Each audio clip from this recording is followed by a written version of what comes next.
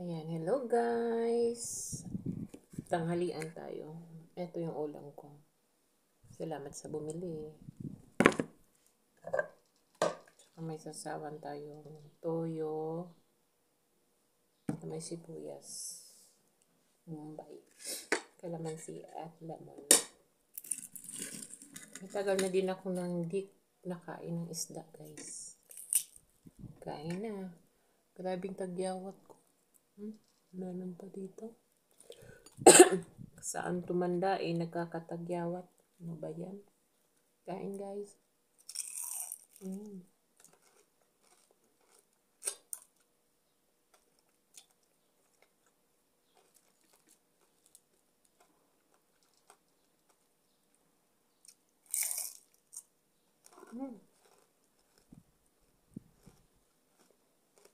Sarap ng ulo.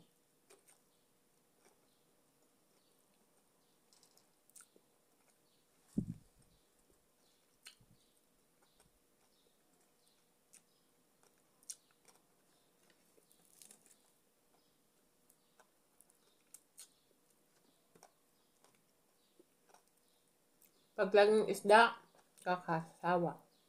Pag labing manok, nakakasawa. Pag laging karne, nakakasawa.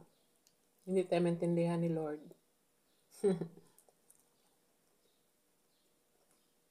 Pag walang trabaho, naghahanap ng trabaho. Pag may trabaho, napapagod sa trabaho. Talagang hindi tayo maintindihan ni Lord. No? Pero, andyan si Lord na talagang umiintindi. Tayo pa bakang tao lang nagawa ng Diyos. Ganun. May hugot.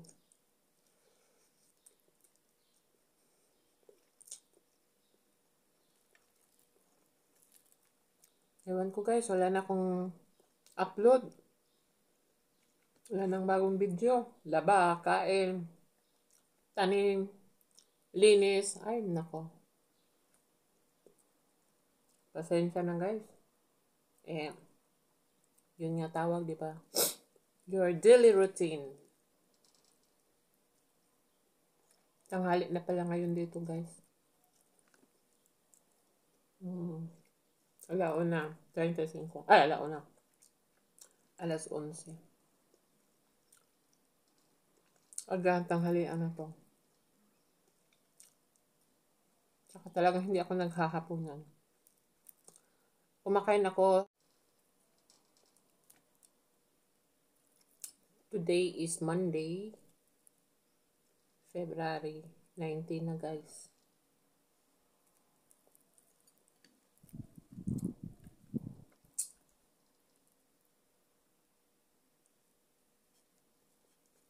Kain tayo ng ewan ko kanang isda ito. Caraballas. Salamat sa bumili. Minsan, wala akong isda. Siya lang naman ang bumibili ng isda ko dito. Minsan, nagpa-autos ako sa Jada. Bangus, yun lang. Yun lang naman ang kilala ng ibang lahi, bangus. Yung driver ko dito. Lapit ng Ramadan, guys.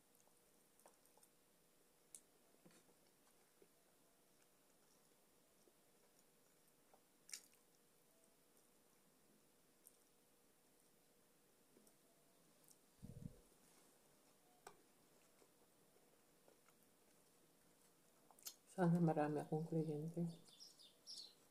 At sana mag-coordinate din sila.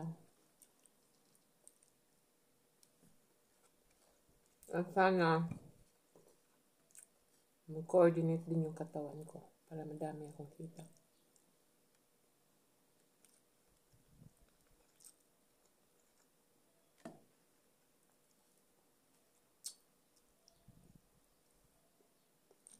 Long timing yung katapusan ng Ramadan nila nasa kalagitnaan ng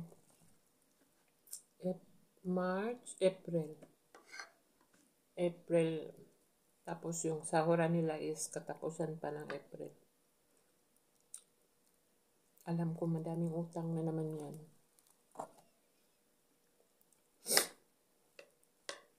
Kasi wala silang pera. Wala silang pera. Walang sahod. Iba naman dito. Alam nila magpapa-home service sila, hindi sila naglalaan ng pera para sa home service. Meron namang iba nagbibigay agad.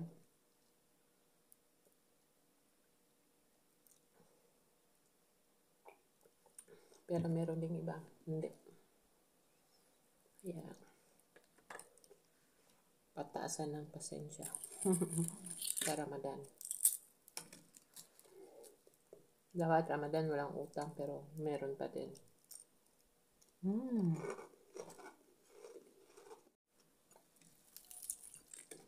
Crispy ng ulo, guys. Isda. Sa tuyo na may kalamansi at saka sibuyas.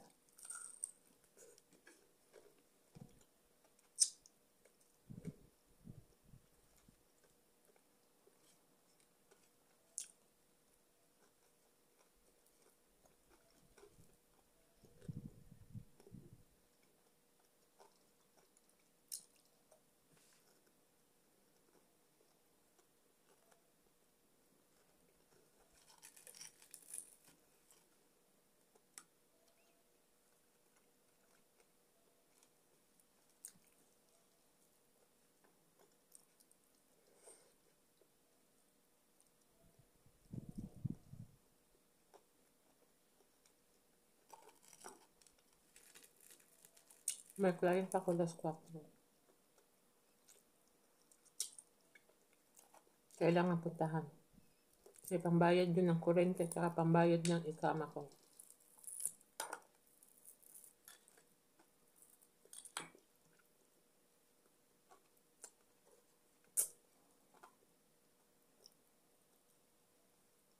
Kahapon may client ako. Deposit yun kay madam.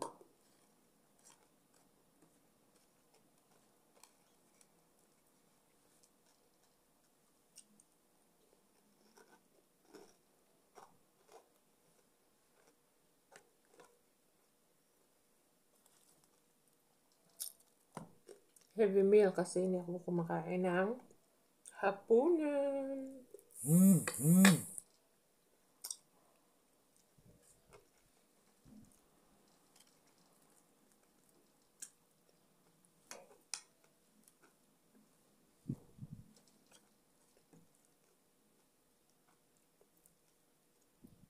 Kumakain ng tiyan ko paggabi pero tinitiis ko lang. Sabi ko, bukas ka na kumain. Mawawala yung diet mo. Mawawala yung fasting mo. Ganun pala. Hindi pala diet.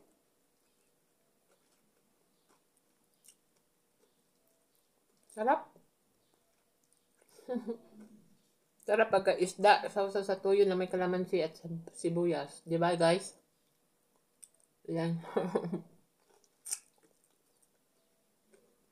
At saka pag daldal ka lang daldal, madami ka nakakain. Kasi pag hindi ka nakadaldal, wala. Taglit lang. Busog ka na. Pero one day, amin lang ako guys. Kaya pag kumakain ako, dinadamihan ko. Pag nagugutom naman ako, kumakain lang ako. Konting-konti lang.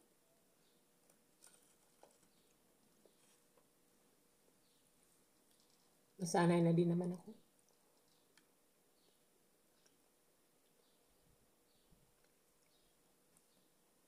Kasi pag nabubusog din ako guys, parang nasusuka ako. Yung parang busog pa ako tapos kakain ako. Kasi tanghalian o ano, naduduwal ako, nasusuka ako.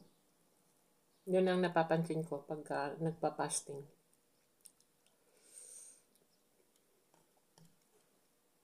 Dapat control talaga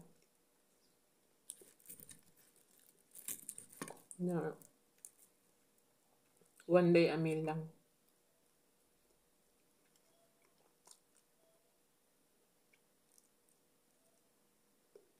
Ang laki talaga ng taglawat ko, guys. Oh. Meron pa dito isa.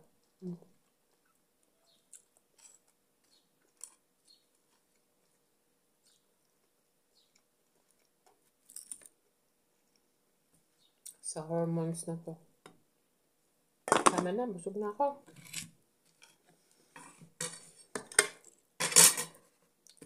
Yung aso ko, isang beses na lang talaga siya pag kumain.